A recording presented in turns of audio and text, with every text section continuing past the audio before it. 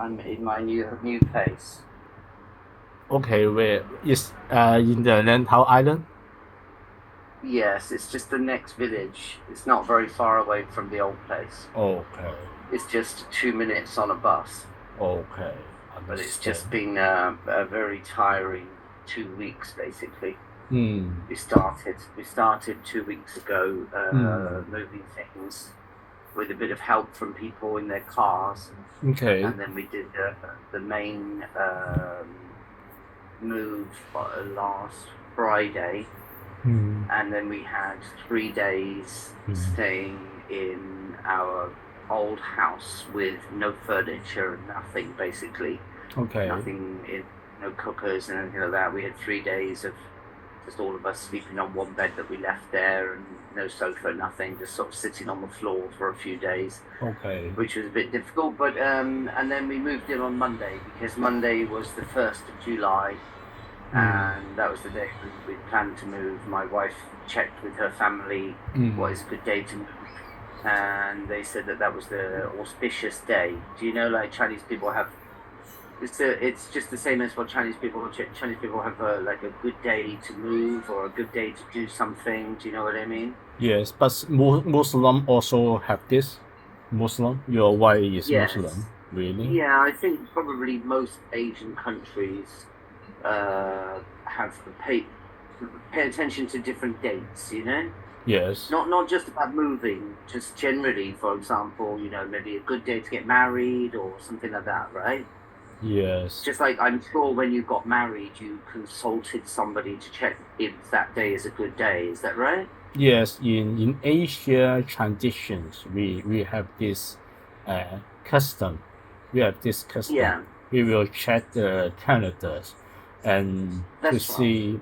But for Muslims, I think Muslim uh, is something like Christian, uh, Roman Catholics, Christian Protestant and Orthodox and also Muslim, they believe the God. Yeah.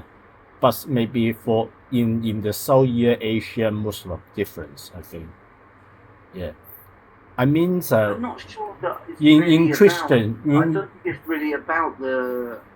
Personally, I don't think it's really about the religious thing. I think it's mm, more an Asian thing. You know. Asian things, understand. Yes. And Also, I you, don't. I don't think it's true to say that Muslims are like Christians. I think mm, that's very far from the truth. very far. Yes, very far. Okay. But I mean, I think but I don't think it's true to say Muslims are like Christians. I think Muslims are very different to Christians. I think in Christian's point of view, we believe the same God. We don't. They don't believe Jesus Christ only. They also believe the God. Yeah, we believe the same God, but they don't believe Jesus Christ. But maybe in in in in Christian points of view, maybe in Muslim point of view, they have difference. They say different. Well, yeah, I'm not sure, but I think Muslims do believe in Jesus.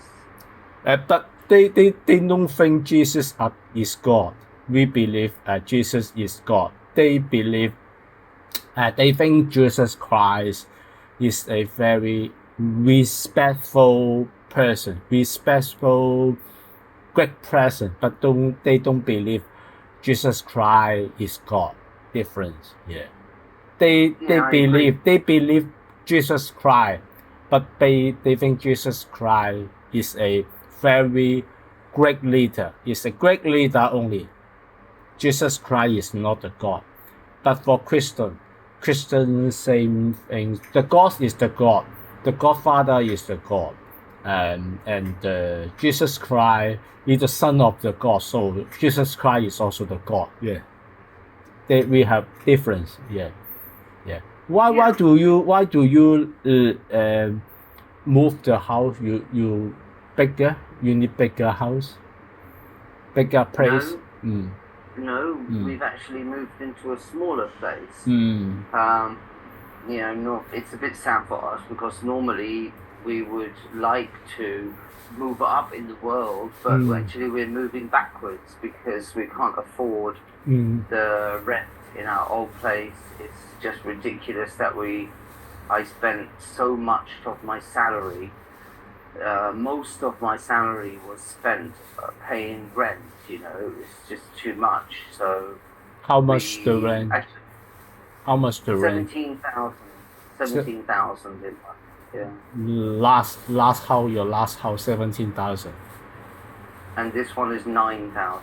9,000. Oh right. Better. 9,000 is better. So it's been a bit difficult for us because we've moved from a house with 2 floors into a flat, which is just a ground floor flat. So obviously it's smaller and we don't have so much space. So it's been quite difficult to fit all our furniture and our stuff. And actually until this morning, my office was basically piled up with boxes in here. And this morning was the first time that I had a chance to really, in the last week, we've just been trying to organize the living room and our bedrooms and try to make space for us to live. But I haven't been able to do my work in this room. This is the first day that I've actually managed to clear my desk. Before I had piles of paperwork on my desk. You can see behind me, I just this morning started to put things on shelves, and I also have shelves on that side all covered in things, and I have boxes of books all around me. Basically, I'm trying to reduce my paperwork and reduce my books and things like that, and throw some stuff away, but it's been quite difficult. But yeah, we're getting there. Yeah. And how about the traffic? Is this near to the traffic port or it is near any convenience? Do you feel convenience in this new flat to your? It's not much difference. It's not much difference. I mean, like I said, it's only 2 minutes on the bus. Okay, that's good. It's no different really. We are a little bit up the hill here, so you just have to walk down the hill to the bus stop, whereas before we walked along a flat path to the bus stop. But the distance is not much difference. I have to leave my house 5 minutes earlier to get the same bus. Basically, so it's not a big difference. That's not really what it's about. It's about making it better for our future. Okay. Because we were struggling with money and in a difficult situation with money, so we just decided. Actually, we should have done this 5 years ago. Really, if we had done this 5 years ago, we would be in a much better position now. But we just, I kept holding on because it was such a nice place before. We had a, garden and a big space outside our house for the kids to play. Here we have a concrete area in front of the house where the kids can play with a fence around, and we have some plants that we've brought from the garden. So like last week I was digging up some plants from the garden, trying to put them into some pots and save a few things. But unfortunately the concrete area is very hot, so it's quite difficult to grow plants here. So we have to find some way to change our method of gardening. But yeah, it's all right. It's okay. It's not so bad. Okay. Okay. I'm interested in the history of English. Yeah. Do you have any idea where is English come from? So, I mean, it seems to me that you've been doing some research recently, and maybe you know things that I don't know. But I mean, in my mind, my concept of where English comes from is that English is a massive mix of different languages. As a result of, firstly, colonization. And second, colonization and invasion. So like there are two sides Yes. that have influenced English over the last 1,000 years or more. But if we talk about the last 1,000 years, even longer. If we talk about the last 2,000 years, Yes. we can go back to the Roman Empire and say, you know, before the rise of the Roman Empire, English was influenced by, you know, English came from Celtic languages. Celtic. So It is before- Scotland. Scotland is Celtic. What is Celtic? Scotland has more Celtic roots because Scotland resisted the Romans more than England did. England was taken over by the Romans. A lot of England was taken over by the Romans. So Latin has had a massive influence on English. So I think that's the first thing, is that Latin influenced English a lot. But then we had different invasions from different people. So we had the Scandinavians, you know, from the north. We were invaded by the Vikings from Sweden, Denmark, Norway, Denmark, Finland, etc. That's right. Four northern European countries of Scandinavia. So those people came in longboats and arrived in England and killed a lot of people, raped a lot of women, you know, and mixed with what were at the time more Celtic people who had you know, roots. The original Old English was then changed and influenced by them. So we have a lot of words in the English language that are Scandinavian in origin. So we've got those two things. We've been invaded by the Romans, then Scandinavians, and then also French has had a massive influence on English. Yes. As far as I understand, 25% of English words are French in origin. Really? Do you have some example? Just know. I mean, like buffet. Buffet. Now in Cantonese you say buffet. Okay. Big buffet lah. Okay. So that is a Cantonese word that comes from English, and the English comes from French. Buffets come from French. Okay. Yeah, but there are loads of words. What I recently, one of my students actually taught me about this recently. Yes, French. Because he introduced a video to me, a YouTube video showing that I didn't realize it was so many. So many. Okay. I thought it was about 5%, but he showed me that actually it's more like 25%, a quarter of English words have French origin.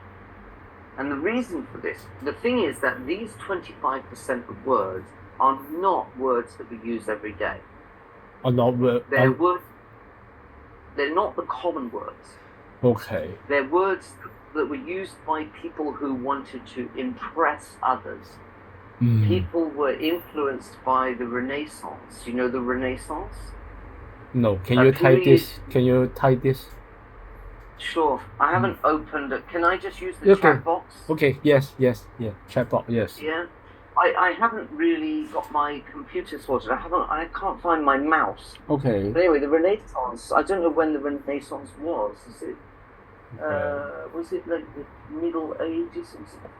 1200, 1400? I can't remember. I'll have to look it up. But there was a period in history when Europe went through a change.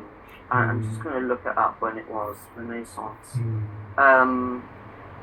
We were influenced massively by European culture. European culture, yes.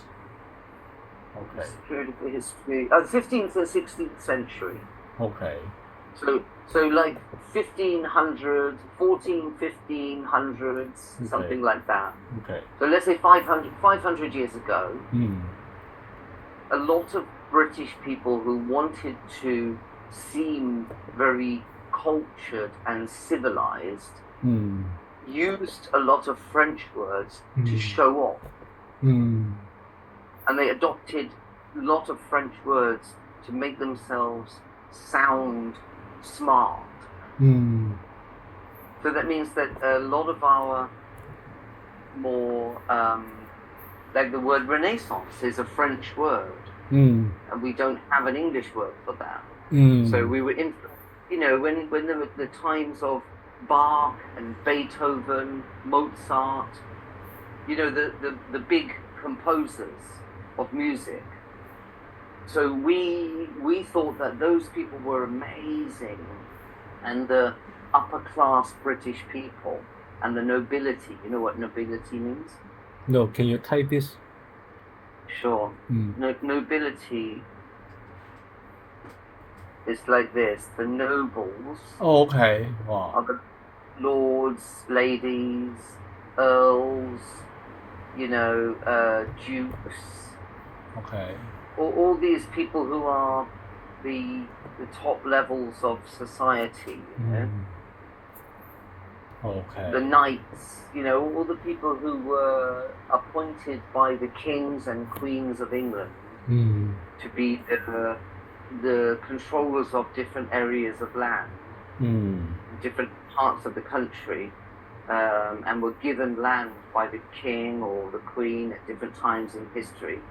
Those people were given titles, either because of their service to the king or because something they did well, something that they wanted to, or maybe they liked them or they were a cousin or something like that. They wanted to give them some power so that they could become more rich, and then they built big houses.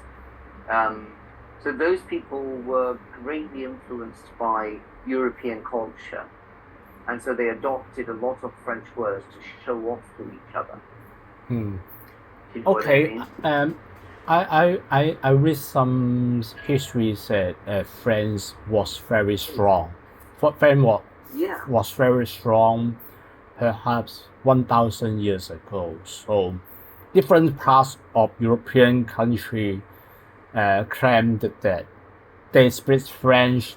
They are highest 1,000 years ago, and from from around 1200 to 1500, around these three.